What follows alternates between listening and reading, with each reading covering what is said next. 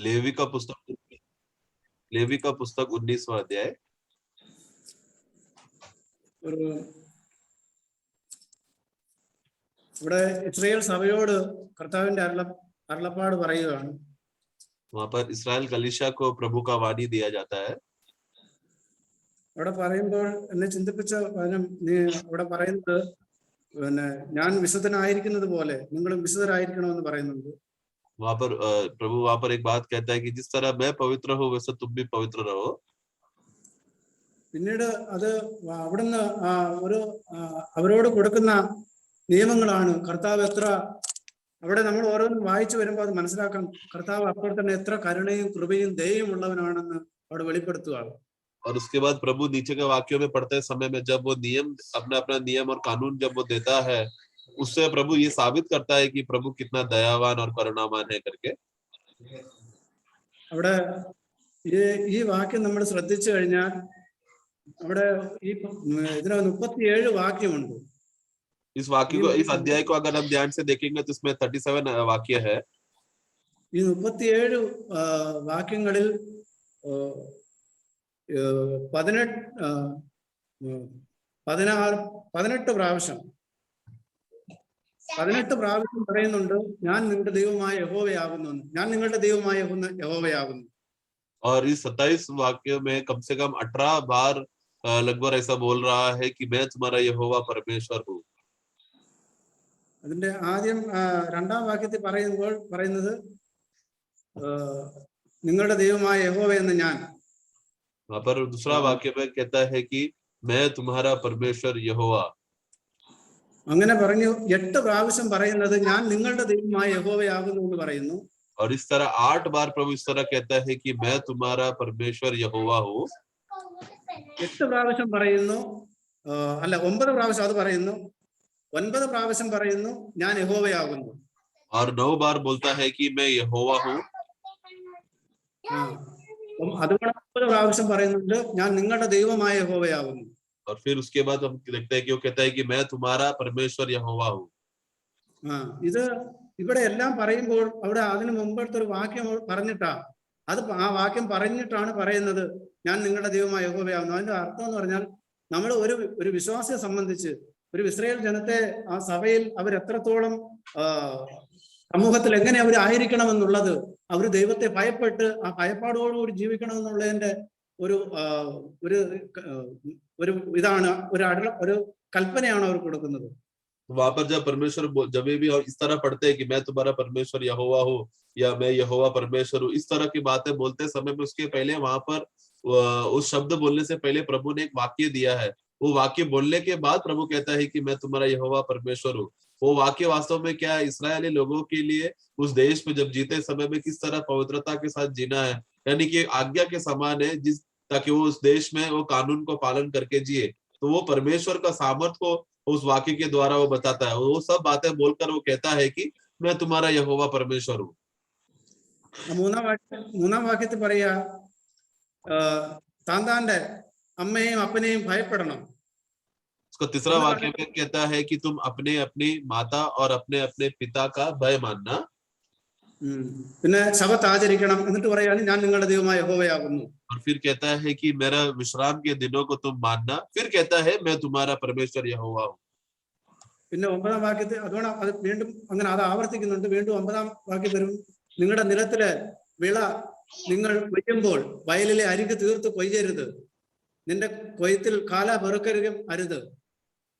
वाक्य 9 में फिर वहां पर कहता है कि फिर जब तुम अपने देश के खेत काटो तब अपने खेत के कानों तक पूरा ना काटना। അത് പരദേശിക്കും ദരിദ്രനും വിട്ടേക്കണമെന്ന് പറയുന്നു. क्योंकि वहां पर प्रभु कहता है कि वहां पर उन दिनों में जो परदेसिया है, जो अनाथ है, वो उन लोगों के लिए है, इसलिए पूर्ण नहीं काटना। तो ഇവിടെ കർത്താവിന്റെ അവരോടുള്ള സംരക്ഷണം, കാരണം ഒരു ദരിദ്രനെയും ഒരു പരദേശിയെയും ദൈവം എങ്ങനെ പരിപാലിക്കുന്നു എന്നുള്ളത് അവിടെ കാണിക്കുകയാണ്. और फिर क्यों ऐसा क्यों है? फिर ये सब बोलने के बाद आखिरी में कहता है कि मैं तुम्हारा परमेश्वर यहोवा हूँ, यहोवा परमेश्वर। तो ये क्यों वहां पर प्रभु, मतलब वो प्रभु का स्वभाव को दिखाता है कि वो प्रभु के नगर के दीन लोगों को, परदेसी जो गरीब है, जिनका कोई नहीं है, उन लोगों को भी संभालने वाला परमेश्वर यहोवा है। ഇത് നമ്മുടെ ഈ ഇസ്രായേൽ സഭയോട് ഇത് ഇങ്ങനെയുള്ള കാര്യങ്ങൾ പറയുമ്പോൾ തന്നെ ഇത് യഥാർത്ഥമായിട്ടും എന്നെ ഇത് ഫീൽ ചെയ്ത് നമ്മുടെ സഭ വിശ്വാസം, നമ്മുടെ സഭ ജീവിതത്തിൽ ഇത് എത്രയോ യാഥാർത്ഥ്യമായി അനുഭവിക്കേണ്ട കാര്യമാണ്. ये वाक्य जब मैं पढ़ते समय में तो मुझे इस बात का अनुभव हुआ कि मैं देखने लगा कि ये सचमुच हमारे लिए कितना अनुभव का बात है, कितना सत्य से हमें परमेश्वर को खोज कर जीना है. യഥാർത്ഥമായിട്ട് ഇസ്രായേൽ സഭയോട് പറയുമ്പോൾ തന്നെ ഇത് യഥാർത്ഥമായിട്ട് സഭയിലാണ് ഇന്ന് യഥാർത്ഥമായിട്ട് നിറവേറുന്നത്. हम देखते हैं कि जब प्रभु भले ये सब कानून के बातें और आज्ञाएं इस्राएल को भले ही वो बातें बोल रहा हो, परंतु ये कलीसिया में है जो ये सब बातें पूरा हो रहा है. കാരണം കർത്താവിന്റെ ആ മഹത്വം, കർത്താവ് വിശുദ്ധനായ കർത്താവ്, എന്നാൽ അവൻ എത്ര കരുണയും കൃപയും ഉള്ളവനായി ആണ് എന്ന് പഴയ നിയമത്തിൽ തന്നെ വെളിപ്പെടുത്തുകയാണ്. क्योंकि हमारा प्रभु कितना पवित्र है और कितना दयालु है और कितना करुणावान है करके ये बात प्रभु पुराने नियम में ही बता रहा है. ഇത് കാരണം കർത്താവ് ഭൂമിയിലായിരുന്നപ്പോഴും ഈ കർത്താവായ യേശുക്രിസ്തുവിന്റെ ആ ജീവിതം തന്റെ ഭൂമിയിൽ തന്റെ ഐഹിക ജീവിത കാലത്തും കർത്താവ് എങ്ങനെയായിരുന്നു സമൂഹത്തിൽ ഇടപെട്ടിരുന്നത്? क्योंकि प्रभु अपना व्यक्तिगत जीवन में जब इस दुनिया में था वो किस रीति से समाज में लोगों के साथ कैसा व्यवहार किया वो भी हम देखते हैं. അവൻ പുരുഷാരത്തെ കണ്ടിട്ട് മനസ്സലിവുള്ളവനായി അവൻ ഇടയിലില്ലാത്ത ആടുകളെ പോലെ അവരെ കണ്ടു എന്ന് കാണുന്നു. वो जब लोगों को भीड़ को जब देखता था, भीड़ में जब रोग और बूढ़े लोगों को देखता था, वो तुरंत उनके ऊपर करुणा करता था. അപ്പം അവിടുന്ന് അവരോട് അവന് ദയുണ്ടായി, അവന്റെ മനസ്സലിവ് തോന്നിയെന്ന് അവിടെ പറയുന്നുണ്ട്. वहां पर हम देखते हैं कि वो जब भी लोगों को देखते समय में उनका दीनता का अवस्था, दरिद्रता अवस्था या उनका रोग का अवस्था को देखकर प्रभु तुरंत उन पर तरस खाता था. ഈ ഞാൻ നിങ്ങളുടെ ദൈവമായ യഹോവയാകുന്നു എന്ന് പറയുന്നതിന്റെ ആ ഒരു യാഥാർത്ഥ്യം, അത് യഥാർത്ഥമായി ക്രിസ്തു ഭൂമിയിലായിരുന്നിട്ട് തോമസിനോട് അത് പറയുന്നു. തോമസ് അത് മറുപടി പറയുമ്പം തിരിച്ചു പറയും യോഹന്നാന്റെ സുവിശേഷം मैं तुम्हारा परमेश्वर यहोवा हूँ. ये बात का जो असलियत अनुभव है जो प्रभु दुनिया में आते समय में, भूमि में रहते समय में उस बात का अनुभव को किया था, इस बात का और गहरा अनुभव हम देखते कि थॉमस जो प्रभु का चेला है उसको वो अनुभव हुआ था. जब थॉमस कहता है, അവൻ തിരിച്ചു പറയുന്ന അവരത് നോക്കൂ, എന്റെ കർത്താവും എന്റെ ദൈവവുമായുള്ളവേ. वो जब प्रभु का उस बड़ा दया को जब वो देखते समय में वो जब फिर वापस जवाब क्या देता है यूहन्ना 20:28 में, कि वो कहता है तब ये सुनकर तोमा उत्तर देता है, हे मेरे प्रभु, हे मेरे परमेश्वर. അപ്പം കർത്താവിന്റെ ആ സ്നേഹം ഇന്ന് സഭയിൽ അത് നിറയണം. ഇന്ന് തന്റെ കാരണം വിശുദ്ധനായ ദൈവത്തിന്റെ മക്കളാണ് നമ്മൾ. ആ വിശുദ്ധനായ ദൈവത്തിന്റെ മക്കളാകുന്ന നമ്മൾ അവന്റെ ആ വിശുദ്ധിക്ക് അനുസരിച്ച് നമ്മൾ ഭൂമിയിൽ ജീവിക്കേണ്ടവരാണ്. तो प्रभु का ये जो सबसे बड़ा स्वभाव और गुण है आज कलीसिया में है जो प्रकट होता है, क्योंकि हम लोग पवित्र परमेश्वर के बेटे हैं और वो पवित्र परमेश्वर का स्वभाव और गुण आज हम में प्रकट होना है, हम में दिखना है. ഈ അശുദ്ധരായ നമ്മളെ ശുദ്ധീകരിക്കേണ്ടതിനാണ് കർത്താവ് തന്നെ വേർപെടുത്തി ലോകത്തിലേക്ക് വന്നത്. हम जैसे अशुद्ध लोगों को शुद्ध करने के लिए प्रभु अपने आप को अलग करके इस दुनिया में आया. കാരണം ഈ അശുദ്ധിയിൽ ജീവിക്കുന്ന ജനത്തോടൊപ്പം ദൈവത്തിന് വസിക്കാൻ കഴിയില്ല. क्योंकि ये अशुद्धता से भरा हुआ लोगों के साथ परमेश्वर रह नहीं सकता. ആയതുകൊണ്ട് നമ്മളെ ദൈവസന്നിധിയിൽ നമ്മുടെ അശുദ്ധി നീക്കി നമ്മളെ വിശുദ്ധരായിട്ട് ദൈവസന്നിധിയിൽ നിർത്തണം. इसके लिए ये प्रभु का इच्छा है कि हमारा अशुद्धता को हटाए और हमें शुद्ध और निष्कलंक रूप में परमेश्वर की उपस्थिति में खड़ा रखे. അതിനുവേണ്ടിയാണ് കർത്താവ് താൻ മനുഷ്യരൂപം എടുത്ത് ഭൂമിയിലേക്ക് 33 വർഷം തന്റെ ഭൂമിയിൽ ജീവിച്ചത്. ये बात को संभव करने के लिए कि हम परमेश्वर की उपस्थिति में निर्दोष खड़ा रहे या शुद्ध खड़ा रहे, वो बात को संभव करने के लिए है प्रभु यीशु मसीह इस दुनिया में मनुष्य रूप धारण लेकर आकर 33.5 साल पवित्र जीवन जिया. കർത്താവിന്റെ ഈ 33 വർഷത്തെ ഈ ഭൂമിയിലെ ജീവിതവും വളരെ കഷ്ടങ്ങളിലൂടെയുള്ളതായിരുന്നു. और प्रभु जब इस दुनिया में 33.5 साल जीते समय में उनका ये जीवन बोला तो बहुत ही कष्ट से भरा हुआ जीवन था. എന്നാൽ ഇന്ന് കർത്താവ് കഷ്ടങ്ങളിലൂടെ ജീവിക്കുന്നവനല്ല, ഇന്ന് അവൻ മഹത്വത്തിൽ ജീവിക്കുകയാണ്. परंतु आज हमारा प्रभु कष्ट में और दुखों में नहीं जी रहा, परंतु वो बल्कि वो तो महिमा में जी रहा है. എന്നാൽ നമുക്ക് ഇന്ന് കഷ്ടമുണ്ട് ലോകത്തിൽ. परंतु आज हमें इस दुनिया में क्योंकि हम जी रहे हैं, हमें दुनिया में कष्ट है. നമ്മൾ ഈ ശരീരത്തിൽ ഭൂമിയിൽ ജീവിക്കുന്നത് കൊണ്ട് ഈ നമുക്ക് ഈ കർത്താവ് അനുഭവിച്ച ആ കഷ്ടമല്ലെങ്കിലും നമുക്ക് ആ അതിന്റെ ഒരു കർത്താവ് പറയുന്നുണ്ട്, ഞാൻ ജഡത്തിൽ കഷ്ടം അനുഭവിച്ചത് കൊണ്ട് നിങ്ങൾ ആ ഭാവം തന്നെ നിങ്ങളിലും ആയിരിക്കട്ടെ എന്ന് പറയുന്നുണ്ട്. तो भले इसीलिए क्योंकि हम लोग अपने पाप में शरीर में जीने की वजह से हमें इस दुनिया में जीते समय में हमें बहुत सा कष्ट है, क्योंकि प्रभु भी इस दुनिया में जीते समय में कष्ट तो था, परंतु हमें प्रभु का मुकाम के अनुसार हमारा कष्ट नहीं रहेगा। परंतु प्रभु इस तरह कहता है कि क्योंकि मैं इस दुनिया में जीते समय में मुझे कष्ट था, उसी तरह तुम भी अपने आप को उसी मनो अवस्था में रखो, क्योंकि तुम भी जब इस दुनिया में जियोगे तुम्हें भी कष्ट और दुख होगा। അവൻ ലോകത്തെ ജയിച്ചവനാണ്. परंतु हमारा प्रभु संसार पर विजय पाया है। അതുകൊണ്ടാണ് കർത്താവ് പറയുന്നത്, നിങ്ങൾക്ക് കഷ്ടമുണ്ട് എങ്കിലും നിങ്ങൾ ഭയപ്പെടണ്ട, ഞാൻ ലോകത്തെ ജയിച്ചിരിക്കുന്നു. इसलिए प्रभु कहता है कि तुम्हें यदि अगर संसार में दुख और क्लेश और कष्ट हो, तुम लोग घबराना नहीं, तुम लोग दुखी नहीं होना, क्योंकि मैं संसार पर विजय पाया हूँ। ആ ജയിച്ച കർത്താവ് നമ്മളിൽ ജീവിക്കുകയാണ്. और ये जय पाया हुआ प्रभु आज हमारे अंदर जी रहा है। അത് നമ്മുടെ സഭയിൽ അല്ലെ നമ്മുടെ ജീവിതം കൊണ്ട് നമുക്കത് അത് വെളിപ്പെടണം, കർത്താവ് നമ്മൾ ജീവിക്കുന്നു എന്നുള്ളത്. और ये बात विजय का ये अनुभव प्रभु हमारे अंदर जी रहा है करके इस बात का अनुभव हमें व्यक्तिगत रीति से इस दुनिया में जीते समय में वो अनुभव में उसी अनुभव में हमें भी जीना है। നമ്മൾ മരിച്ചിട്ട് ക്രിസ്തുവിൽ ജീവിക്കുകയാണ്. क्योंकि हम लोग मरकर मसीह में जी रहे हैं। അത് റോമാലേഖനത്തിൽ പറയുന്ന ശത്രുക്കളായി ഇരിക്കുമ്പോൾ തന്നെ അവന്റെ പുത്രന്റെ മരണത്താൽ ദൈവത്തോട് നിരപ്പ് വന്നുവെങ്കിൽ നിരന്ന ശേഷം അവന്റെ ജീവനാൽ എത്ര അധികമായി രക്ഷിക്കണം. ഇന്ന് അവന്റെ ജീവനാൽ നാം അനുദിനം നാം ജീവിച്ചുകൊണ്ടിരിക്കുകയാണ്. അവന്റെ ജീവനാൽ നാം രക്ഷിക്കപ്പെടുകയാണ്. हम लोग रोमियो का पुस्तक उसका 5वां अध्याय उसका 10वां वाक्य में हम पढ़ते समय में, क्योंकि बेरी होने के दशा में तब पुत्र के मृत्यु के द्वारा हमारे मेल परमेश्वर के साथ हुआ है, फिर मेल हो जाने के बाद उस जीवन के कारण हम उद्धार में क्यों ना पाएंगे। तो यानी कि उस मेल के अभी क्योंकि हमें प्रभु के सब परमेश्वर का मेल होने की वजह से उनका उद्धार का जो जीवन हमको मिला है, उस जीवन के द्वारा कितना अधिक वो कारण में कितना अधिक हम जी सकते हैं। കാരണം ഇന്ന് നമുക്കറിയാം, ഇന്ന് രക്ഷിക്കപ്പെട്ട വിശ്വാസി എന്ന് പറയുന്നവരിൽ തന്നെയും സഭാ ജീവിതത്തിൽ എത്രയോ ദൈവവചനത്തിന് വിപരീതമായിട്ടാണ് അവരുടെ ജീവിതം. കാരണം നമ്മൾ മനസ്സലിവുള്ളവരായിരിക്കണം, നമ്മൾ താഴ്മയുള്ളവരായിരിക്കണം, മനോവിനയമുള്ളവരായിരിക്കണം, ഇതൊക്കെ കർത്താവ് നമ്മളെ പഠിപ്പിച്ച കാര്യങ്ങളാണ്. എന്നാൽ അതിന് നേരെ വിപരീതമായിട്ടാണ് ഇന്ന് പല വിശ്വാസികളും ജീവിക്കുന്നത്.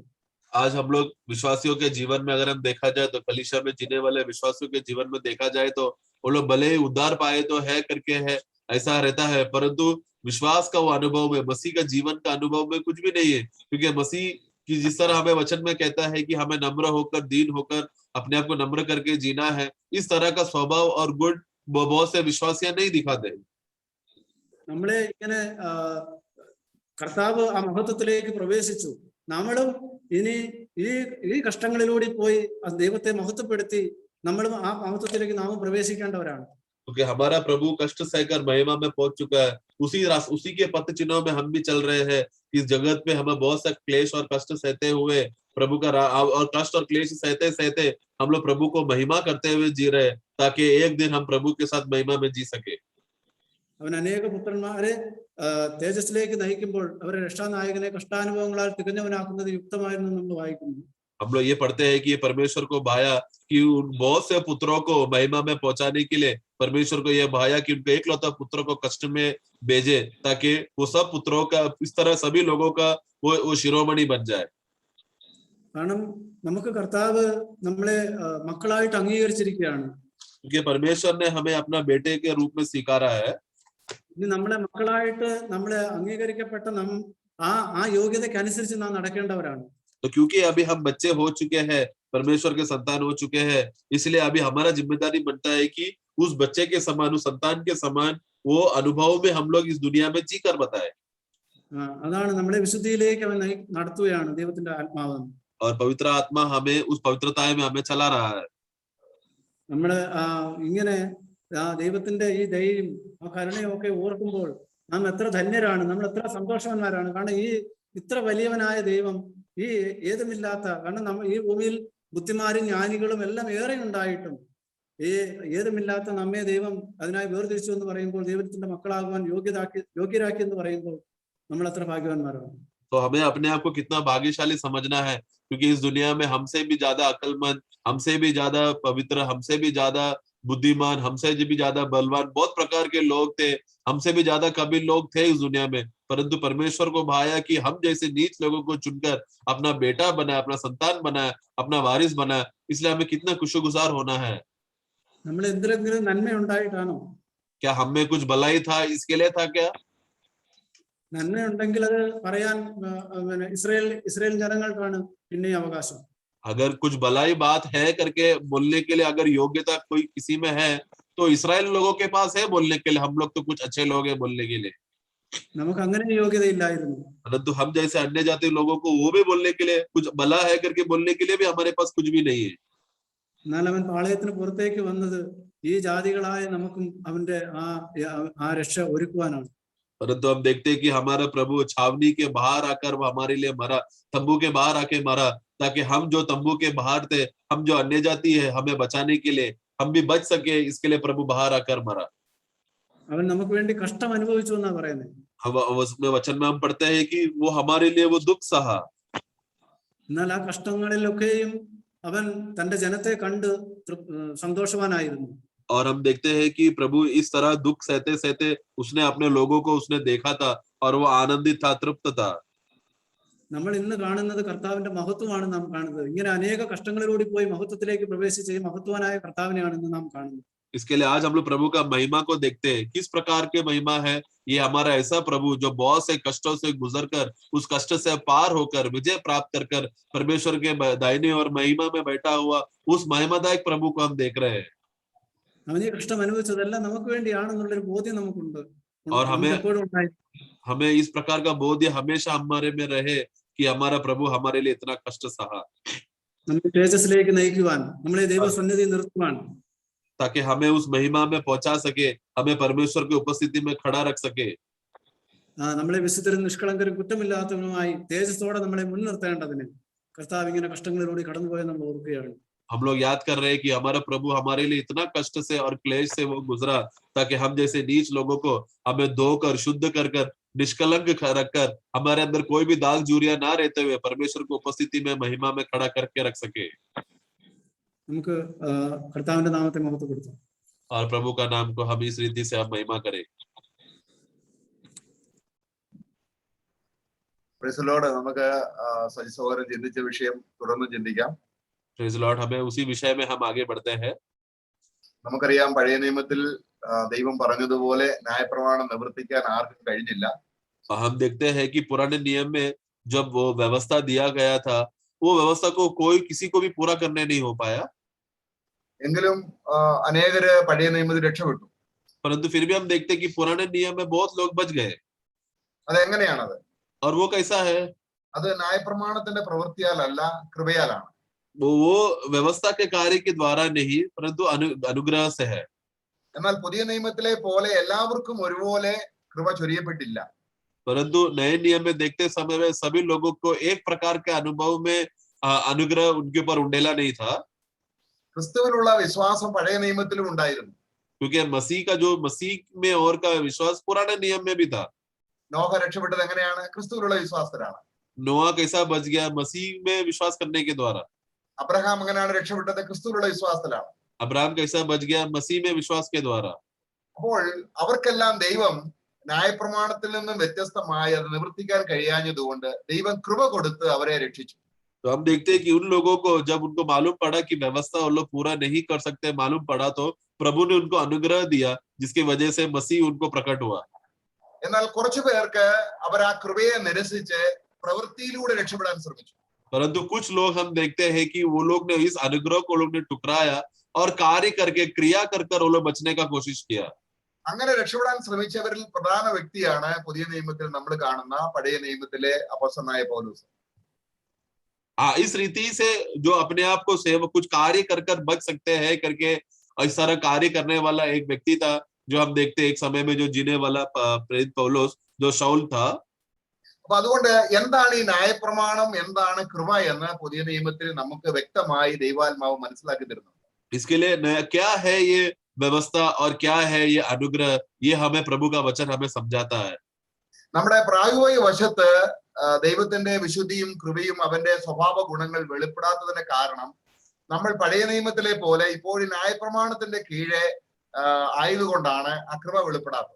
तो ऐसा बहुत बार हमारे जीवन में ऐसा होता है कि मसीह का गुण हमारे जीवन के द्वारा प्रकट नहीं हो पाता, क्योंकि अभी भी जिस रीति से पुराना नियम में जैसा व्यवस्था टिका रहता था और व्यवस्था के द्वारा लोग कार्य करते थे, उसी तरह हमारे अंदर भी उस व्यवस्था का स्वभाव अभी भी जीवित है और वो कार्य करता है.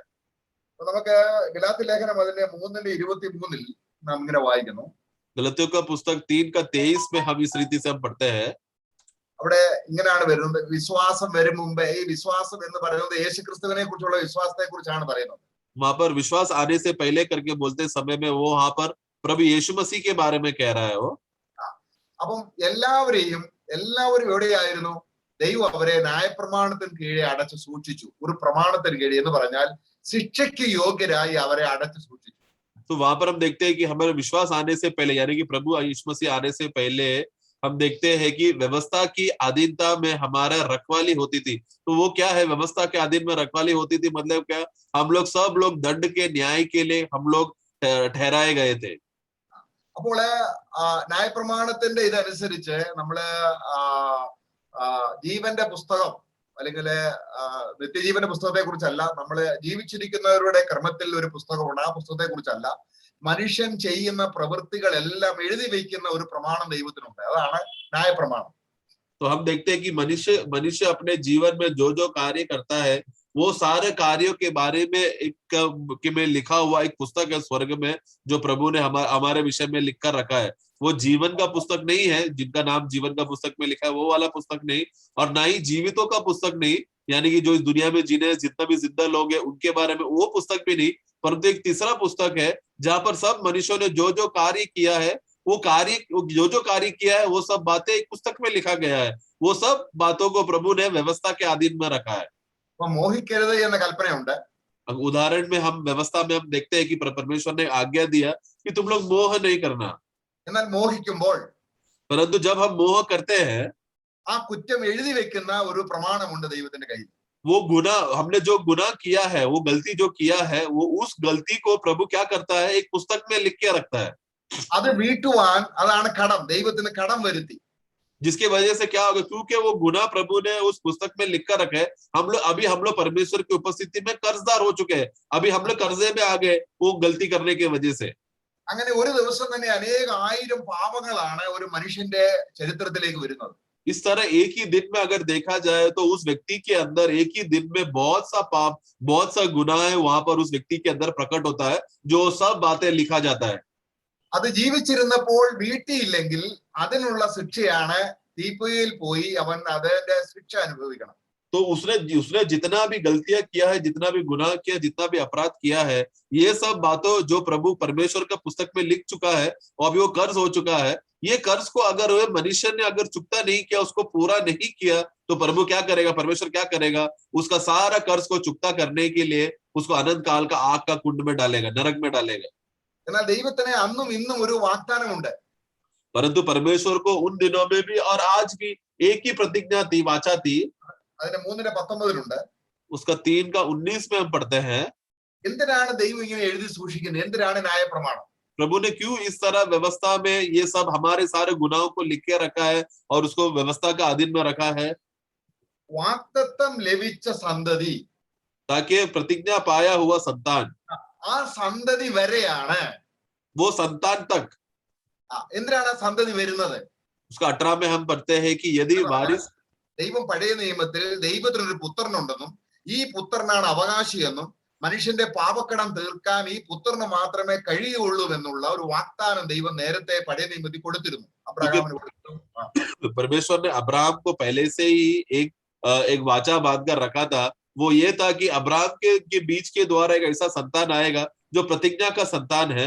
वो प्रतिज्ञा का संतान आकर वो सारे बातें जो मनुष्य को पूरा नहीं कर सकता था, वो सारे बातें ये व्यक्ति आकर, यानी वो बीज, यानी कि वो मसीहा आके पूरा करेगा और ये जो बंधन में फंसे हुए लोगों को छुटकारा देगा. അപ്പൊ ക്രിസ്തു വരുന്നതിന് മുൻപേ രക്ഷിക്കപ്പെട്ടവരെല്ലാം മശീഹ വന്ന് ഈ പ്രമാണം നിവർത്തിക്കുമെന്ന് വിശ്വസിച്ചവരെല്ലാം രക്ഷപ്പെടും. तो इसके लिए जब मसीहा आने से पहले जो लोग थे उन लोगों ने जब विश्वास किया, यानी कि पुराने नियम के लोगों ने क्या विश्वास किया कि हम जो अभी हमारे लिए एक दिन मसीहा आएगा और वो हमारे लिए सारा व्यवस्था की बातें या परमेश्वर की मांग की बातें पूरा करेगा और वो हमें छुटकारा देगा करके पुराना नियम में जितने भी लोगों ने विश्वास किया वो लोग सब उद्धार पाए। ഇവിടെ വിശ്വാസം വിശ്വാസം എന്ന് വായിക്കുന്നിടത്തെല്ലാം യേശു ക്രിസ്തുവിലുള്ള വിശ്വാസമാണെന്നാണ് നമ്മൾ മനസ്സിലാക്കേണ്ടത്. हमें यहाँ पर जहां पर भी विश्वास करके ये अध्याय में पढ़ते हैं, ये हमें समझना है कि यीशु मसीह की ओर विश्वास है, ऐसा हमें पढ़ना है। നമുക്ക് റോമലേഖനം അതിന്റെ 1-ാം അധ്യായത്തിൽ വായിക്കുകയാണ്. हम लोग रोमियो का पुस्तक उसका पहला अध्याय में हम देखते हैं। അതിന്റെ 1-ാം അധ്യായം, रोमियो का पुस्तक पहला अध्याय, അല്ല 3-ാം അധ്യായം, 3-ാം അധ്യായം, सॉरी तीसरा अध्याय, അതിന്റെ 21-ാം വാക്യത്തിൽ വായിക്കുന്നുണ്ട്. उसका 21 में हम पढ़ते हैं, ഇപ്പോഴോ ദൈവത്തിന്റെ നീതി വിശ്വസിക്കുന്ന എല്ലാവർക്കും ക്രിസ്തുവേശുവിലുള്ള വിശ്വാസത്താൽ वहां पर हम देखते हैं पर अब പ്രമാണം കൂടാതെ വെളിപ്പെട്ടു വരുന്നു. 21 पढ़ेंगे, ഒരു പ്രവൃത്തിയും കൂടാതെ വെളിപ്പെട്ടു വരുന്നു. पर अब बिना व्यवस्था परमेश्वर की धार्मिकता प्रकट हुई है, जिसकी गवाही व्यवस्था और वंशिकता देते हैं। 22 भी पढ़ना। अर्थात परमेश्वर की वह धार्मिकता जो यीशु मसीह पर विश्वास करने से तब विश्वास करने वालों के लिए है, क्योंकि कुछ भेद नहीं। ഓക്കെ, ഇനി അത് നമ്മള് ഗലാത്യലേഖനം 2-ാം അധ്യായത്തിൽ വായിക്കുമ്പോൾ अब वापस हम ये बात गलतियों के पुस्तक दूसरा अध्याय में जब हम पढ़ते हैं, അതിന്റെ 8-ാം വാക്യം, उसका वाक्य 8 में, എന്നാൽ ദൈവം ക്രിസ്തുവേശുവിലുള്ള വിശ്വാസം മൂലം നമുക്കത് ജാതികളായതുകൊണ്ട് ക്രിസ്തുവേശു യഹൂദന്മാരുടെ പശ്ചാത്തലത്തിൽ അത് ക്രിസ്തു എന്ന് അവർക്കറിയാം. गलात्य लेखनम അതിന്റെ 3-ന്റെ 8-ാം വാക്യം. हाँ सॉरी, गलतियों के पुस्तक 3 का 8 में हम पढ़ते हैं। 3 का 8 पढ़ना। और पवित्र शास्त्र ने पहले ही से यह जानकर कि परमेश्वर अन्य जातियों को विश्वास से धर्मी ठहराएगा, पहले ही से इब्राहिम को यह सुसमाचार सुना दिया कि तुझ में सब जातियां आशीष पाएगी। ഓക്കെ, അപ്പോൾ ഈ വാഗ്ദത്ത സന്തതി വന്നിട്ട് എന്ത് ചെയ്യുന്നു? तो ये प्रतिज्ञा का संतान आकर वो क्या करेगा? ഇവിടെ ഈ മനുഷ്യൻ ചെയ്തു കൂട്ടിയ ദൈവസന്നിധിയിലുള്ള കടങ്ങളെല്ലാം ദൈവത്തിന് കൊടുത്തു തീർക്കുന്നു. ये सारा मनुष्य जात ने जो अपने जीवन में जीते समय में परमेश्वर के खिलाफ कितना भी कर्ज वो लोग ने जो जमा करके रखा है, वो सारा कर्ज का चुकता प्रभु यीशु मसीह ये मसीह आके करेगा, ये बात बोला गया है। അപ്പോൾ അവിടെ അതിന്റെ 3-ന്റെ 22-ാം വാക്യം കൂടെ വായിക്കുമ്പോൾ उसी के 3 का 22 में भी जब हम देखते हैं, വിശ്വസിക്കുന്നവർക്ക് വാഗ്ദത്തം എന്ന് പറഞ്ഞാൽ ഈ വാഗ്ദത്തങ്ങൾ ഒരുപാടുണ്ട്. നിത്യജീവൻ വാഗ്ദത്തമുണ്ട്, പരിശുദ്ധാത്മ വാഗ്ദത്തമുണ്ട്, നിത്യരാജ്യ അവകാശമുണ്ട്, പുത്രത്വ അവകാശമുണ്ട്. ഏത് വാഗ്ദത്വവും ഇവിടെ ഉൾപ്പെടുത്താം, കാരണം അതിന്റെ വിശദീകരണം പിന്നീട് കൊടുക്കുന്നുണ്ട്. तो वहां पर हम देखते हैं कि वो प्रतिज्ञा जिसका आधार यीशु मसीह पर विश्वास करना है, तो वो प्रतिज्ञा मतलब कौन सा प्रतिज्ञा का बात है? हम देखते हैं कि सब प्रकार का प्रतिज्ञा, उदाहरण में नया जीवन का प्रतिज्ञा, अनंत काल का जीवन, ये सब बातें, मसीह का प्रेम, ये सब बातें हमारे लिए प्रतिज्ञा दिया गया है। ये सब प्रतिज्ञा हम इसमें जोड़ सकते हैं, परंतु नीचे पढ़ते समय में क्या क्या प्रतिज्ञा है वो भी हम देखते हैं। അത് ക്രിസ്തുയേശുവിലുള്ള വിശ്വാസത്താൽ ലഭിക്കേണ്ടതിന് और की आधार की मसीह यीशु पर विश्वास करना है। തിരുവെഴുത്ത് എല്ലാവരും പാപത്തിന് കീഴെ എന്ന് പറഞ്ഞാൽ മനുഷ്യൻ ചെയ്ത പാപങ്ങൾ എല്ലാം എഴുതി വെച്ചിട്ട് അതിന്റെ കീഴെ അറസ്റ്റ് ചെയ്തു വെച്ചു. और पवित्र शास्त्र ने सबके पापों को अधीन कर दिया, यानी कि क्या परमेश्वर ने मनुष्य ने किया हुआ सभी पापों का, लोगों का पाप को क्या किया, पुस्तक में लिखकर उसको न्याय व्यवस्था के अधीन में रखकर उसको एक लेखा लिख के रखा है, या जिसकी वजह से क्या हो गया, हम लोग सब लोग उसके अधीन में आ गए। ആർക്കും അതിൽ നിന്ന് കൊടുത്തു വിടാൻ കഴിയത്തില്ല. अभी मनुष्य जात में ऐसा कोई भी नहीं है कि वो परमेश्वर के खिलाफ जो कर्ज इकट्ठा हुआ है उसको चुकता कर बच सके। അപ്പൊ മനുഷ്യൻ നരകത്തിൽ പോയി ചെയ്ത പ്രവൃത്തികൾക്ക് ശിക്ഷ അനുഭവിച്ച് കൊടുത്തു വിടാൻ കഴിയത്തില്ല. और इतना ही नहीं, अगर मनुष्य अगर नरक में भी चला गया, नरक में जाने के बाद नरक में वो पूरा सजा भी सह लेगा, तो भी वो कर्ज को चुकता नहीं कर पाएगा। എന്നാൽ കാലസംഭവം നമ്മൾ 4-ാം അധ്യായത്തിന്റെ 4 മുതൽ വായിക്കുമ്പോൾ, परंतु अध्याय 4 का 4 में जब पढ़ते हैं, समय का पूर्तिकरण जब हो गया तो പുത്രൻ അല്ലെങ്കിൽ അവകാശി വാഗ്ദത്ത സന്തതിയാകുന്ന ദൈവത്തിന്റെ ഏകജാതനായ പുത്രൻ വന്നിട്ട് ഈ അടച്ചു വയ്ക്കപ്പെട്ട ജനത്തെ വില കൊടുത്ത്, ദൈവത്തിന് വില കൊടുത്ത് വാങ്ങി സ്വതന്ത്രമാക്കുന്നു. ആ സ്വതന്ത്രമാക്കുന്നപ്പെടുന്നവരെല്ലാം ദൈവ മക്കളായിട്ട് സ്വീകരിക്കുന്നു. നമ്മള് അതിന്റെ 4-ലുള്ള വാക്കുകൾ വായിക്കുമ്പോൾ मैं इसके लिए हम देखते हैं कि वाक्य गलातियों 4:4 में हम देखते हैं कि परंतु समय का जब पूर्तिकरण हुआ, समय पूरा हुआ तो क्या हुआ, परमेश्वर ने अपना पुत्र को भेजा। वो पुत्र को भेजकर उसने क्या किया, हम जो व्यवस्था के अधीन के अंदर के लोग थे, बाकी 5 में, उसके अधीन में जो भी लोग थे उन सबको छुड़ाया। यानी कि हमारा जो भी कर्ज था वो सब बात को वो छुड़ाया। और वो छुड़ाने के बाद क्या हुआ, जो कोई भी प्रभु यीशु मसीह पर विश्वास करेगा कि उन्होंने ये कार्य किया है, उनको लेपालक होने का पद भी मिल गया, वो प्रभु यीशु मसीह के कार्य की वजह से, जिसके वजह से कम अभी हम क्या हो गए, अभी हम पुत्र हो गए हैं। രണ്ടാം കൊലോസ്യ ലേഖനം 2:14 കൊലോസ്യോं का पुस्तक 2:14 में हम पढ़ते हैं, എന്ന് പറഞ്ഞാൽ നമ്മുടെ മരണം വരെയും, നമ്മൾ ഈ ഭൂമിയിൽ ജീവിച്ചിരിക്കുന്ന മരണം വരെയുള്ള അതിക്രമങ്ങൾ എഴുതിയ ലിസ്റ്റ് യേശു ക്രിസ്തു എന്ത് ചെയ്തു? हमें उदाहरण, और इस दुनिया में हम लोग जीते समय में हमारा जीवन से लेकर मृत्यु तक का जितना भी पाप जो हमारे खिलाफ लिखी गई थी, वो सारे लिखावट के विधियों को प्रभु ने क्या किया, അത് ക്രൂശിൽ മായ്ച്ചു കളഞ്ഞു. वो क्रूस में प्रभु ने मिटा डाला। അത് ദൈവത്തിന്റെ ദൃഷ്ടിയിൽ ദൈവം അംഗീകരിച്ചൊരു കാര്യമാണ്. और ये परमेश्वर के नजर में परमेश्वर भी ये बात मानता है। ഒരു പാപം പോലും ദൈവത്തിന്റെ ദൃഷ്ടിയിൽ ഇല്ലാതെ വണ്ണം യേശു ക്രിസ്തു അതിനെ പെർഫെക്റ്റ് ആയിട്ട് മായ്ച്ച് തുടച്ചു കളഞ്ഞു എന്നുള്ള ഫെയ്ത്ത് അതാണ് നമ്മളിൽ വെളിപ്പെടുന്ന വിശ്വാസം എന്ന് പറയുന്നത്. അതായത് നമ്മൾ ഉണ്ടാക്കിയ വിശ്വാസമല്ല, പാസ്റ്റർ പറഞ്ഞ വിശ്വാസമല്ല, പാരമ്പര്യമായി കിട്ടുന്ന വിശ്വാസമല്ല, ഒരുവനിൽ ദൈവം ക്രിസ്തുവിനെ വെളിപ്പെടുത്തുമ്പോൾ ആത്മാവിന് വെളിപ്പെടുത്തി കൊടുക്കുന്ന ഫെയ്ത്ത് നമ്മൾ വായിക്കുന്നുണ്ട്. तो इसके लिए हम देखते हैं कि ये जब प्रभु ने जब हमें क्षमा किया, बोलते समय में जन्म से लेकर मृत्यु तक जितना भी पाप किया है, वो सब बातों का लिखावट जो परमेश्वर के हाथ में था, वो सब लिखावट को परमेश्वर ने, प्रभु यीशु मसीह ने पूर्ण रीति से मिटा दिया। ऐसा मिटा दिया है कि भी परमेश्वर उसे याद नहीं करता। ये बात को जब वो विश्वास करते समय में, विश्वास करने वालों को प्रभु अपने आप को पवित्र आत्मा उसको प्रकट करता है। ये विश्वास वो व्यक्तियों को प्रकट करके देने वाला विश्वास है, जब वचन में पढ़ते हैं। ये ऐसा विश्वास नहीं कि मैंने कोई उत्पादन किया हो या पास्टर ने मेरे सिर पर हाथ रखा और फिर मुझे विश्वास आ गया, फिर मैंने ये काम किया वो काम, उसके वजह से नहीं है। परंतु ये मुझे कब विश्वास हुआ, जब मुझे ये विश्वास प्रकट हुआ तब। ഇവിടെ ദേവദാസന്മാർ കമ്പയർ ചെയ്ത് പറയുന്ന ഒരു കാര്യമുണ്ട്. നമ്മളിൽ വെളിപ്പെടാൻ പോകുന്ന തേജസ് പോലെ അത് വെളിപ്പെട്ടില്ല. എങ്ങനെ തേജസ് സൗജന്യമായി കൃപയാൽ വെളിപ്പെടുന്നോ, ഇതുപോലെ തന്നെയാണ് യേശു ക്രിസ്തു എന്റെ പാപങ്ങളെല്ലാം മായ്ച്ചു കളഞ്ഞു ദൈവദൃഷ്ടിയിൽ എന്നുള്ള ഫെയ്ത്ത് എന്നിൽ വെളിപ്പെടുമ്പോൾ ദൈവം അവനെ അപ്പാ പിതാവേ എന്ന് വിളിക്കുന്ന സ്വപുത്രന്റെ മകനായി സ്വീകരിക്കുകയാണ്. इस बात को दूसरा बहुत से प्रभु के दास लोग तुलना करके बोलते हैं, जिस तरह हमें जो महिमा मिलने वाला है वो बात हमें प्रकट नहीं हुआ है, उसी तरह विश्वास के ऊपर भी हम फिर भी हम विश्वास करते हैं कि हमें महिमा मिलने वाला है। उसी तरह हमारे उस उद्धार का विश्वास के भी हम देखते हैं कि हम पूर्ण रीति से हम विश्वास करते हैं कि प्रभु ने हमें पूर्ण रीति से छुटकारा दे दिया है। इसको हम मानते हैं, इसी को कहते हैं संपूर्ण विश्वास। നമ്മുടെ അവിടെ കൊലോസ്യ ലേഖനം 2:14-15 വായിച്ചാൽ നമുക്ക് തുള്ളിച്ചാടാൻ തോന്നും. കാരണം യേശുവിന്റെ പ്രവൃത്തി അത്രമാത്രം പെർഫെക്റ്റ് ആണ്. Amen. इसके लिए हम लोग कोलोसियों का पुस्तक 2:14 और 15 जब पढ़ते हैं समय में हमें एकदम उछल कूदने का मन करता है, क्योंकि प्रभु ने किया हुआ कार्य इतना सिद्ध कार्य है। അവിടെ അതൊന്ന് വായിക്കാൻ വേണമെങ്കിൽ उसका 14-15 पढ़ेंगे। നമുക്ക് വിരോധവും പ്രതികൂലവുമായിരുന്ന ആ കൈയെഴുത്ത് ദൈവം എന്തെല്ലാം രേഖപ്പെടുത്തിയോ ന്യായപ്രമാണ പ്രകാരം, ലംഘനങ്ങളും അല്ലെങ്കിൽ വിരുദ്ധവുമായിരിക്കുന്നതെല്ലാം യേശു ക്രിസ്തു എന്ത് ചെയ്തു? ആണി അടിച്ച് അതിനെ കംപ്ലീറ്റ്. അങ്ങനെ കർത്താവ് മാർട്ടിൻ ലൂഥറിന്റെ കാര്യം ഇത് പറയുകയാണെങ്കിൽ അത് തീയിലിട്ട് ചുട്ടുകളഞ്ഞു.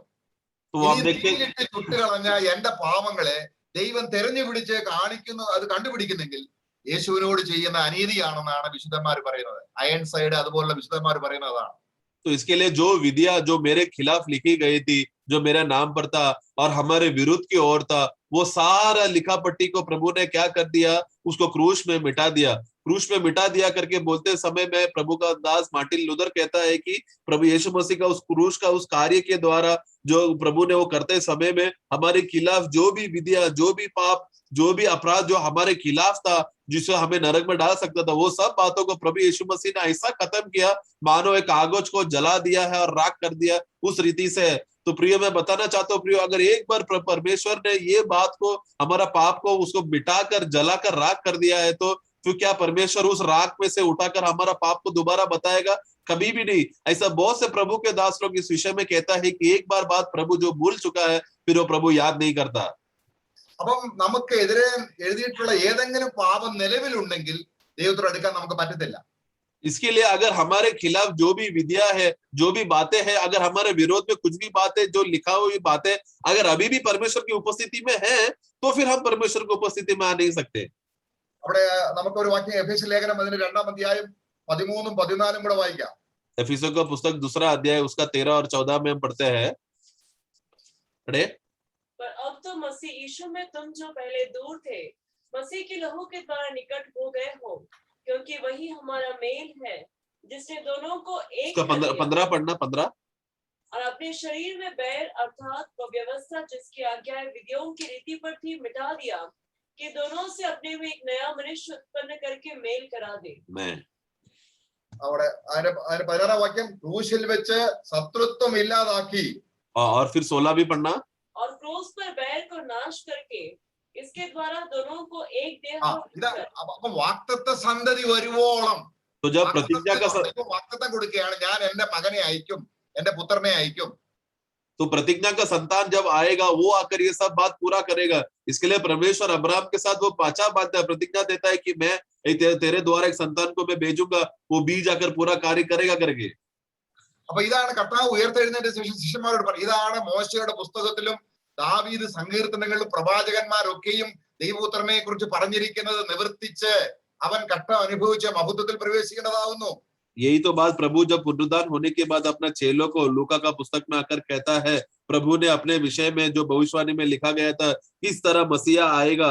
और मूसा के व्यवस्था के पुस्तकों में, भविष्यवक्ताओं के पुस्तकों में और भजनों में मेरे विषय में इस तरह लिखा है कि मसीह को इस दुनिया में आना है, कष्ट सहना है और मरकर पुनरुद्धान होकर तीसरा दिन जी उठना है। അപ്പോൾ കർത്താവായ യേശുക്രിസ്തുവിന്റെ ശരീരം ഉച്ച മുതൽ ഉള്ളങ്കാൽ വരെ മുറിവുകൾ ഉണ്ടായി.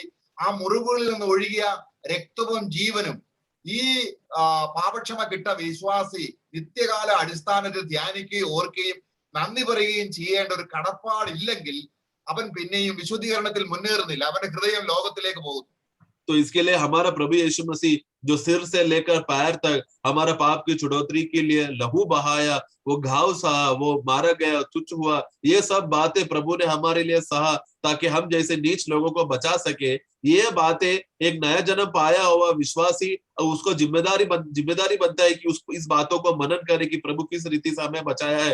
यदि अगर वो विश्वास नहीं कर रहा है तो उसका पवित्रता के बढ़ोतरी के विषय में उसके जीवन में बढ़ोतरी नहीं होएगा।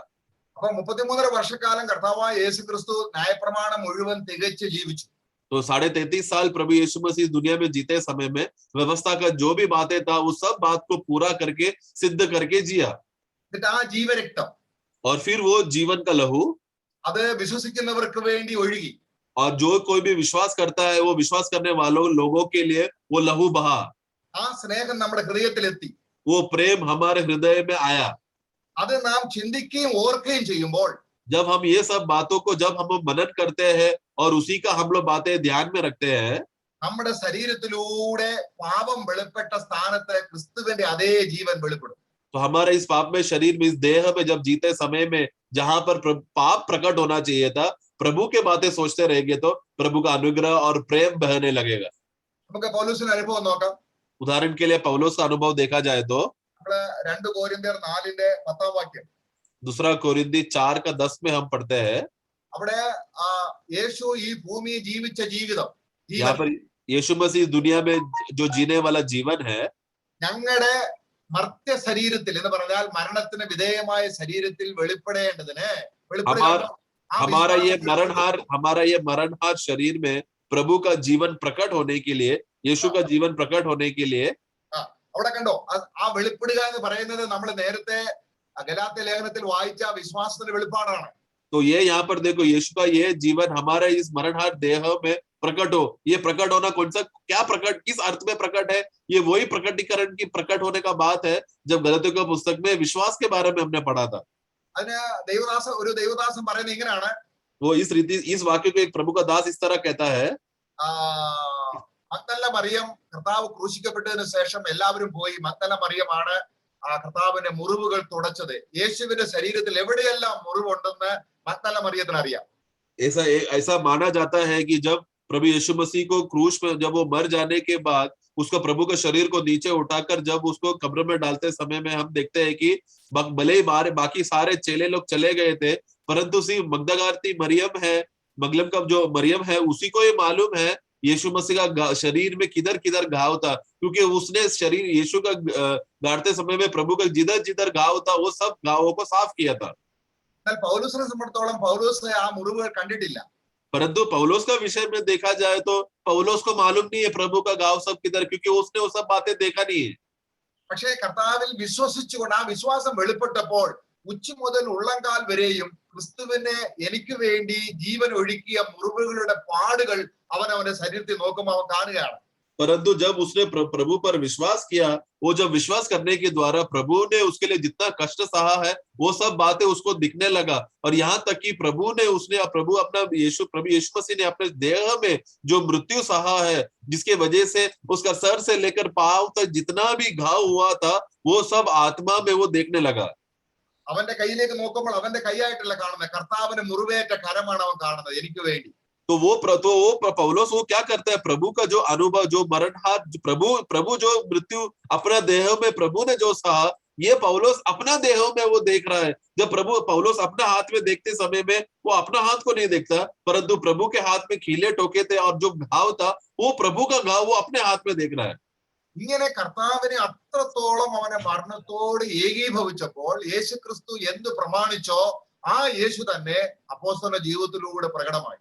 इस तरह पौलोस प्रभु के साथ इतना गहराई में प्रवेश किया कि यीशु का पूर्ण मृत्यु का अवस्था में वो भी उसके साथ एक होकर जब प्रकट होने लगा, तो यीशु मसीह जो कार्य कर रहा था वही यीशु फिर पौलोस की जीवन में भी प्रकट होकर वो फिर यीशु मसीह था जो कार्य कर रहा था। അപ്പൊ യേശുവിനെ മുറിവ് കൊണ്ട് എനിക്ക് ഒരു ഗുണവും ഉണ്ടായില്ല എന്ന നിലയിലാണ് നമ്മൾ ഇരിക്കുന്നതെങ്കിൽ യേശുവിന്റെ ജീവൻ വെളിപ്പെടാൻ ഒരു സാധ്യതയുമില്ല. तो अगर इसलिए यीशु जो मेरे लिए घाव सहा है, वो घाव सहने के लिए मुझे अगर उसमें मेरा कुछ भी लाभ नहीं है, अगर कोई भी विश्वासी ऐसा बोलेगा तो फिर प्रभु यीशु का जो अनुभव है और जो सामर्थ्य है फिर उसका कुछ भी लाभ मुझे नहीं मिलेगा। എന്റെ വരിവരെയും എന്റെ ഓർമ്മയ്ക്കായി നിങ്ങൾ ഇത് ചെയ്യണമെന്ന് പറഞ്ഞ് കർത്തൃമേശ വെച്ചപ്പോൾ അത് ചുമ്മാതൊരു കർമ്മമായിട്ട് ചെയ്യുന്നതിനെ കുറിച്ചല്ല, പിന്നെയോ ദൈവസ്നേഹം പ്രകടമായ ക്രൂശ് എന്താണെന്ന് നമ്മൾ വ്യക്തമായി ആത്മാവിൽ കാണുമ്പോൾ നമ്മുടെ ഹൃദയം തകരുകയും അങ്ങനെ തകർച്ചയുള്ള ഹൃദയത്തിൽ നമ്മുടെ ഹൃദയം ഒരു കൊച്ചു കുഞ്ഞിനെ പോലെ ശാന്തതയോടെ സമാധാനത്തോടെ സന്തോഷത്തോടെ ആത്മാവിന്റെ ഫലങ്ങൾ വെളിപ്പെടുന്ന രീതിയിൽ നമ്മൾ അഹങ്കാരമില്ലാതെ താഴ്ത്തി കൊടുക്കും. इसके लिए जब प्रभु कहता है कि मेरे स्मरण में तुम लोग ये रोटी और दाखरस पीना, मेरे वापस आने तक पीना करके बोलते समय में वो कोई रीत रिवाज नहीं है जो प्रभु ने स्थापना किया था, बल्कि वो एक ऐसा बात है जो प्रभु का मृत्यु को हमें याद करने के लिए है, जो प्रभु ने हमें वो दिया है। इस तरह जब प्रभु की ये सब बातों को हम लोग कर्म की रीति में नहीं बल्कि सचमुच हमारा हृदय टूटकर जब उस विषय को जब हम मनन करते हैं, तभी क्या होता है, हमारा मन टूटता है, हम लोग दीन हो जाते हैं, हम लोग शांत स्वभाव होते हैं, हम लोग शोर नहीं बचाते बल्कि नम्र और दीन होकर प्रभु की उपस्थिति में एकदम दीनता में रहकर उस मसीह का वो आनंद को हम लोग उठाते हैं। അവിടെ പരിശുദ്ധാത്മാവിന്റെ ഫലങ്ങൾ പറയുന്നുണ്ട്. वहां पर आत्मा के फल के बारे में जब हम देखते हैं, അവിടെ അതിന്റെ 24-ാം വാക്യത്തിൽ പറയുകയാണ്, उसका 5:24 में हम पढ़ते हैं, ഇങ്ങനെ ക്രിസ്തുവിന്റെ മുറിവ് എനിക്ക് വേണ്ടിയാണെന്ന് ഒരാൾ കാണുമ്പോൾ ആ വ്യക്തി പറയുകയാണ് ഞാൻ ക്രിസ്തുവിനുള്ളവനാണ്, കാരണം യേശു എനിക്കുള്ളവനായതുപോലെ ഞാൻ ക്രിസ്തുവിനുള്ളവനായി തീർന്നു. इसके लिए जो कोई भी जब ये देखता है कि मसीह का घावों को जब वो देखता है तब वो कहता है कि अब ये मसीह मेरा है। जिस रीति से क्रूस में जब प्रभु मरते समय में प्रभु कह रहा था मैं जिन लोगों के लिए मर रहा हूं वो मेरे लोग हैं, उसी तरह आज जब हम प्रभु के घाव को देखते हैं तो हम कहते हैं कि ये प्रभु मेरा है। അപ്പോൾ ക്രിസ്തുവിനുള്ളവർ ഒരു കാര്യം ചെയ്യണം, അവരുടെ ആ പഴയ ജഡം പൊങ്ങി വന്നാൽ इसके लिए जब ये मसीह के लोग जो मसीह के हो चुके हैं वो लोग क्या करना है, जब उनका पुराना पाप में शरीर उठकर आता है, ഗലാത്യ ലേഖനം 3:23 നമ്മളിൽ വെളിപ്പെടുന്ന വിശ്വാസം എന്താണ്? വെളിപ്പെട്ട വിശ്വാസം उसका 3:23 में हम लोग पढ़ते हैं कि हमारे अंदर जो विश्वास जो प्रकट हुआ था वो कौन सा विश्वास है? ഇതിനെയെല്ലാം കർത്താവ് ആണിയടിച്ചു. ഇതാണ് हाँ, उसमें हम देखते हैं कि हमारे खिलाफ जो भी विधिया थी, बातें लिखावट था, वो सबको मिटाने के लिए प्रभु उसमें सब बातों को कीले ठोककर खत्म कर दिया। അപ്പൊ രക്തം നമ്മുടെ പാപക്ഷമയ്ക്കും പാപങ്ങൾ മായ്ച്ചു കളയുവാനും ആ ജീവൻ നമുക്ക് ഒരു ആത്മീയ ജീവിതം നയിക്കാനും ഒരേ സ്രോതസ്സിൽ നിന്നാണ് കിട്ടുന്നത്. इसके लिए हम देखते हैं कि उस क्रूस में हम देखते हैं खून भी बहा और प्रभु का जीवन भी बहा। वो खून क्यों बहा? ताकि हमारा सारे पाप और अधर्म को मिटाने के लिए। और जीवन क्यों बहा? ताकि इस दुनिया में हम लोग विश्वासी हो जाने के बाद पवित्र जीवन जीने के लिए जो सामर्थ्य है वो जीवन के द्वारा है। അപ്പൊ ഇതിനെയാണ് ആത്മാവിനെ കിട്ടുക എന്ന് പറയുന്നത്. ആത്മാവാണ് നമ്മളെ ജീവനായി ജീവിക്കുന്നത്. और इसी को कहते हैं हमें आत्मा मिलना, क्योंकि आत्मा ही, पवित्र आत्मा ही है जो हमारे अंदर जीवन के रूप में आकर हमें जिलाकर हमें चलाता है। അപ്പോൾ ഒരുവൻ ക്രിസ്തുയേശുവിലുള്ള ജീവന്റെ ആത്മാവിന്റെ പ്രമാണം, പാപത്തിന്റെയും മരണത്തിന്റെയും പ്രമാണത്തിൽ നിന്ന് എനിക്ക് ക്രിസ്തുയേശുവിൽ സ്വാതന്ത്ര്യം എന്ന പരിശുദ്ധാത്മാവ് ക്രിസ്തുവിന്റെ മുറിവാകുന്ന സോഴ്സിലൂടെ പാപക്ഷമ കിട്ടാത്തവർക്ക് ആത്മദാനവുമില്ല. इसके लिए हम देखते हैं कि मसीह का पवित्र आत्मा का कार्य क्या करता है। वो वो पवित्र आत्मा का जो व्यवस्था है हमें प्रभु यीशु मसीह का पाप की और मृत्यु की व्यवस्था से हमें स्वतंत्र देता कराता है। रोमियो 8:2 में हम पढ़ते हैं। इसलिए जिसके अंदर ये जीवन का अनुभव नहीं है, ये आत्मा का जीवन का अनुभव नहीं है, मतलब उसके अंदर आत्मा ही नहीं आया है। നമ്മുടെ ഉള്ളിൽ നിന്ന് ക്രിസ്തു ഉണ്ടെങ്കിൽ, यदि अगर आज हमारे अंदर मसीह है तो നമ്മൾ വിശ്വസിക്കണം. അതായത് നമ്മൾ ഗലാത്യ ലേഖനം അതിന്റെ 2 കൊരിന്ത്യർ 13:5 വായിക്കുകയാണ്. ക്രിസ്തു നിങ്ങളിൽ ഉണ്ടെങ്കിലോ നിങ്ങൾ കൊള്ളാവുന്നവരാണ്. കാരണം ആ ന്യായപ്രമാണത്തിന്റെ നീതി നമ്മളിലൂടെ നമ്മളിൽ വസിക്കുന്ന ക്രിസ്തു നിവർത്തിക്കുകയാണ്. 2 कोरिन्थियर 13:5. इसलिए हम लोग 2 कोरिन्थी 13:5 में हम इस तरह पढ़ते हैं। 13:5 पढ़ेंगे। अपने आप को परखो कि विश्वास में हो कि नहीं, अपने आप को जांचो। क्या तुम अपने विषय में यह नहीं जानते कि यीशु मसीह तुम में है? ये तो क्या तुम नहीं जानते इस विषय में कि तुम मसीह तुम में है कि नहीं? നമ്മളിൽ വെളിപ്പെട്ട ദൈവം വെളിപ്പെടുത്തിയ വിശ്വാസമാണോ നമ്മുടെ പഴയ വേറെ ഏതെങ്കിലും വിശ്വാസമാണോ എന്ന് പരിശോധിക്കാനാണ് പറയുന്നത്. तो यहाँ पर देखो, अपने आप को परखो कि तुम विश्वास में हो कि नहीं। मतलब ये कौन सा विश्वास का बात है? मैंने कुछ मेहनत करके विश्वास पाया, वो विश्वास है क्या? या फिर मेरे अंदर जो विश्वास प्रकट होना था, जो प्रभु ने मेरे अंदर प्रकट करवाया, आत्मा ने जो मेरे अंदर प्रकट करवाया, वो विश्वास है कि नहीं? तुम लोग परखो। പൗലോസ് പറയാണ് തന്റെ പുത്രനെ ദൈവം എന്നിൽ വെളിപ്പെടുത്തി. ये सब पौलुस गलतियों के पुस्तक में कहता है कि परमेश्वर को यह भाया कि महान परमेश्वर का पुत्र को मुझ में प्रकट करे। അവിടെ എന്താ നമ്മൾ വായിക്കുന്നത്? ഇവിടെ നമ്മള് 2 കൊരിന്ത്യർ 5:13 2 कोरिन्थियर 13:5 में हम क्या पढ़ते हैं?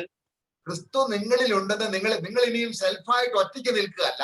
कि तुम लोग ये अपने अपने विषय में तुम लोग ये बात जानो कि मसीह तुम में है कि नहीं। मतलब क्या ये बात तुम लोग जान ले? तो इसका मतलब ये नहीं कि अभी तुम लोग स्वयं में जी रहे हो, ऐसा नहीं। ഒരാൾ സ്വന്തമായിട്ട് എന്തെങ്കിലും ന്യായപ്രമാണത്തിലെ നീതി പ്രവർത്തിക്കാൻ തുടങ്ങിയാൽ ആ വ്യക്തി ഇപ്പോഴും ശാപത്തിന് കീഴെയാണ്. अगर एक व्यक्ति अपना खुद के बलबूते से व्यवस्था की बातों को पूरा करने का कोशिश करेगा तो अभी भी वो शराब में है। എന്നാൽ അവൻ ഇപ്പോൾ ഏകനല്ല. परंतु अब वो विश्वासी व्यक्ति अकेला नहीं है। അവന് ഈ ന്യായപ്രമാണം നിവർത്തിക്കാൻ ദൈവം തന്റെ പുത്രനെ ദാനമായിട്ട് കൊടുത്തു. अब ये व्यक्ति परमेश्वर का जो भी व्यवस्था का मांग है उसको पूरा करने के लिए परमेश्वर ने अपना पुत्र को दान स्वरूप दिया है। അതാണ് ക്രിസ്തു ഉണ്ടോ ജീവനുണ്ട്. क्योंकि जहां पर मसीह है वहां पर जीवन है। ക്രിസ്തു ഉണ്ടോ ജീവിതമുണ്ട്. जहां पर मसीह है वहां पर जीवन भी है और जिंदगी भी है। ക്രിസ്തു ഉണ്ടോ സമാധാനം, എല്ലാം ക്രിസ്തുവിനെ ബന്ധപ്പെടുത്തിയാണ്. കാരണം ആ ദൈവത്തിന്റെ സന്തതി, ഏക സന്തതി, അവൻ മുഖാന്തരമാണ് എല്ലാം ലഭിക്കുന്നത്. तो इसके लिए मसीह है तो सब कुछ है, क्योंकि मसीह के द्वारा है हमें सब बातों का अनुभव हमें मिलता है। सब बातों में हम लोग पूरा करके जी सकते हैं। അപ്പൊ നമുക്ക് വചനത്തിൽ എവിടെല്ലാം വാഗ്ദത്തങ്ങൾ ഉണ്ടോ, यहाँ पर इसीलिए वचन में जहां पर भी प्रतिज्ञा के बारे में लिखा गया है, ആ ക്രിസ്തുവിനെ ഒഴിച്ചു നിർത്തി വാഗ്ദാനത്തിന്റെ പുറകെ പോകുമ്പോഴാണ് നമുക്ക് മിസ്റ്റേക്ക് സംഭവിക്കുന്നത്. हमारे में सबसे बड़ा गलती क्या होता है? जब इतना बड़ा प्रतिज्ञा सामने रखते हैं, हम क्या देखते हैं? मसीह को हटाकर वो प्रतिज्ञा को हम ले लेते हैं। मुझे ये मिलेगा वो मिलेगा बोलकर ये सब बातें पढ़ते समय में मसीह को हटाकर अगर हम करेंगे तो उसका वो गलती कर बैठते हैं हम।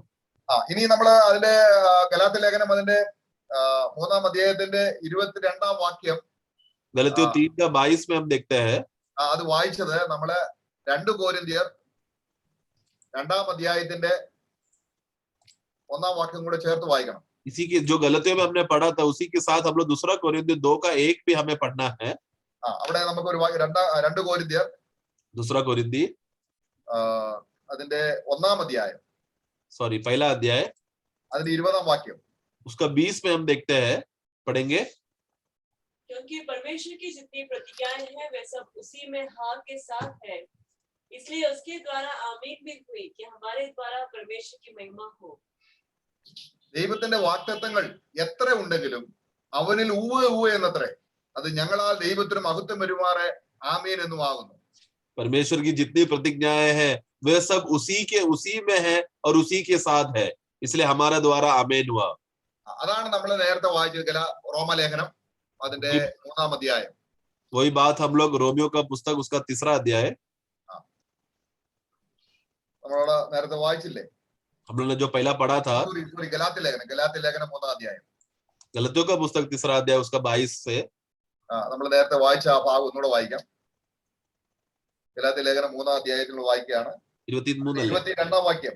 എങ്കിലും വിശ്വസിക്കുന്നവർക്ക് വാഗ്ദത്തം ക്രിസ്തുയേശുവിലുള്ള വിശ്വാസത ലഭിക്കേണ്ടതിന് തിരുവെടുത്ത് എല്ലാവരെയും. അപ്പൊ ഏതെങ്കിലും ഒരു വ്യക്തി ക്രിസ്തുവിനെ കൂടാതെ ഏതെങ്കിലും ഒരു വാഗ്ദത്തം പ്രാപിക്കാൻ ശ്രമിച്ചാൽ അവൻ ഇപ്പോഴും ശാപത്തിന് കീഴെയാണ്, ന്യായപ്രമാണത്തിന് കീഴെയാണ്. ക്രിസ്തു മോചിപ്പിച്ചത് വിശ്വസിക്കുന്നില്ല. 22 पढ़ेंगे, गलतियों 3:22.